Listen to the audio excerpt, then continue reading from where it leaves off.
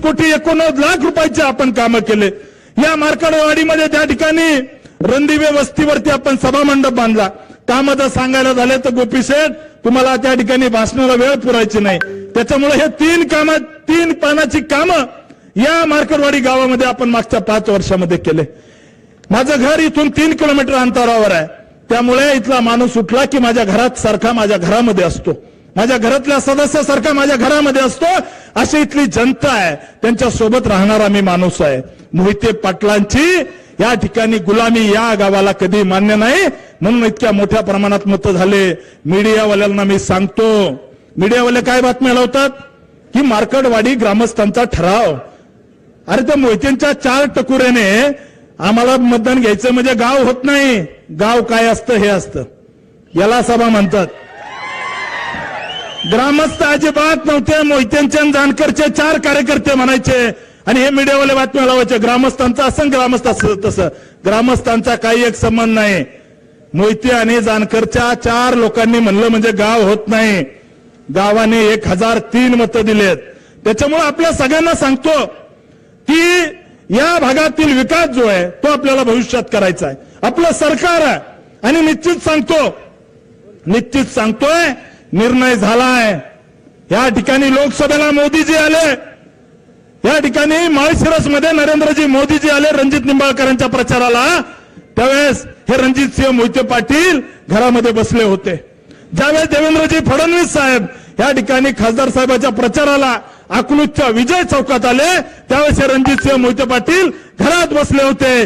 ज्यावेळेस परवा माझ्या प्रचाराला गडकरी साहेब आले अकलूजमध्ये, त्यावेळेस त्या ठिकाणी हे रणजितसिंह मोहिते पाटील घरात बसले होते आणि आता भाजप नेत्यांच्या दारात नाक घासत म्हणतात की मी तुमचाच आहे। हे नाही चालणार, ही डबल ढोलकी चालणार नाही। राजीनामा घ्यायचा नसतो, थोडी लाज शिल्लक असली तर राजीनामा द्यायचा असतो। लाज शिल्लक असली तर या मंचावरून, मार्कडवाडीच्या मंचावरून मी रणजितसिंह मोहिते पाटलाला सांगतो, थोडी जनाची नाही मनाची लाज शिल्लक असेल तर राजीनामा देऊन टाका, राजीनामा देऊन टाका। कारण तुम्ही भाजपच्या विरोधात काम केलंय। नरेंद्र मोदी पंतप्रधान होऊ नयेत, अमित शहा गृहमंत्री होऊ नयेत म्हणून रणजितसिंह मोहिते पाटलाने भारतीय जनता पार्टीच्या विरोधात काम केलंय। त्याच्यामुळे थोडी लाज शिल्लक असेल तर तुम्ही राजीनामा द्या।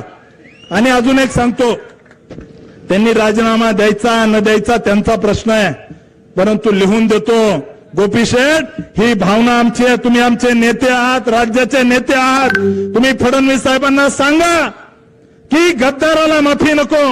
या ठिकाणी जी गद्दारी भारतीय जनता पार्टीशी या रणजितसिंह मोहिते पाटलाचं राजकारण संपलं होतं, या ठिकाणी हे थापीला लागले होते, त्यांना आमदारकी देण्याचं काम देवेंद्र फडणवीस साहेबांनी केलं।